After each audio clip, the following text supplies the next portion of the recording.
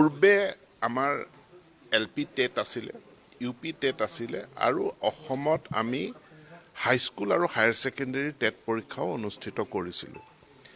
এইবাৰ আমি সিদ্ধান্ত গ্ৰহণ কৰিলোঁ যে আমি দুটা পৰীক্ষা নকৰোঁ বা দুটা প্ৰক্ৰিয়া নকৰোঁ কাৰণ আমি টেট পৰীক্ষা পাতিলেও আমি আকৌ এটা ৰিক্ৰুটমেণ্ট প্ৰক্ৰিয়া কৰিব লাগে দুটা নকৰি দুইটাক মাৰ্জ কৰি টেট কাম ৰিক্ৰুটমেণ্ট পৰীক্ষা অনুষ্ঠিত কৰাৰ গ্ৰেজুৱেট টিচাৰ আৰু পোষ্ট গ্ৰেজুৱেট টিচাৰৰ কাৰণে ব্যৱস্থা গ্ৰহণ কৰিছোঁ প্ৰায় ৯,০০০ শিক্ষকৰ কাৰণে এই পৰীক্ষা অনুষ্ঠিত হ'ব অহা ২৯ তাৰিখে পৰীক্ষা অনুষ্ঠিত হ'ব আৰু ইয়াত আমাৰ যিমান ভেকেঞ্চি আছে সিমানেই ছাত্ৰ প্ৰাৰ্থী পাছ কৰিব আগতে টেট পাতোতে কি হৈছিল যে তাত কিমান ভেকেঞ্চি এটো নহয় যিমানে টেট কোৱালিফাইড কৰে সাপোজ মোৰ ভেকেঞ্চি আছে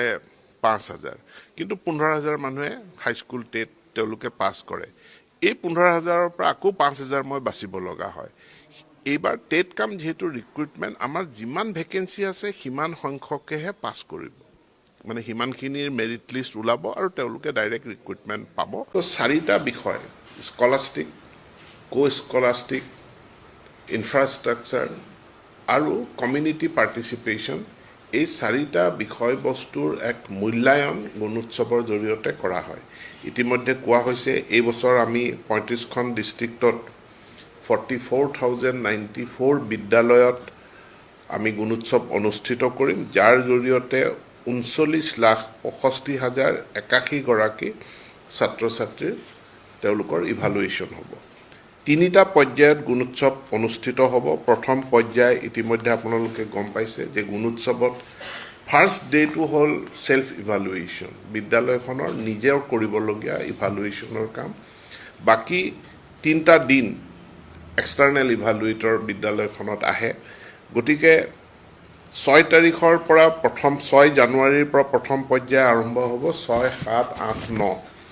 দ্বিতীয় পৰ্যায় ১৭ তাৰিখৰ পৰা ২০, ২১, ২২ মাজত বন্ধ আছে তৃতীয় পৰ্যায় ফেব্ৰুৱাৰী মাহৰ ৫ তাৰিখ আৰু ৮ তাৰিখে শেষ হ'ব এই গুণোৎসৱ প্ৰক্ৰিয়া যাতে খুব নিষ্ঠাৰে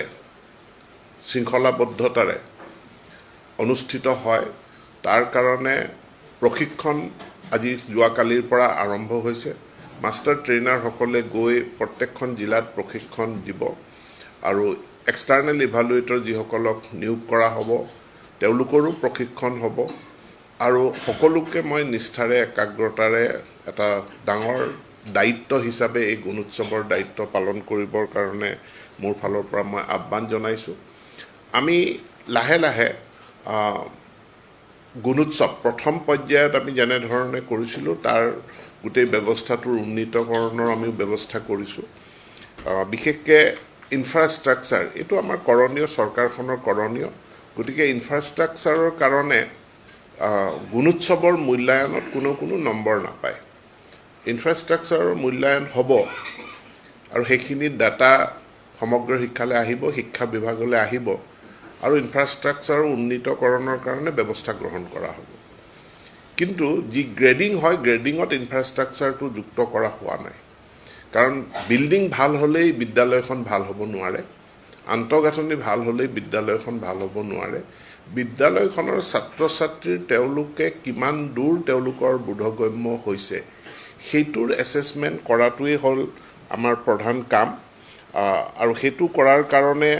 আমি ব্যৱস্থা গ্ৰহণ কৰিছোঁ আৰু গুণোৎসৱত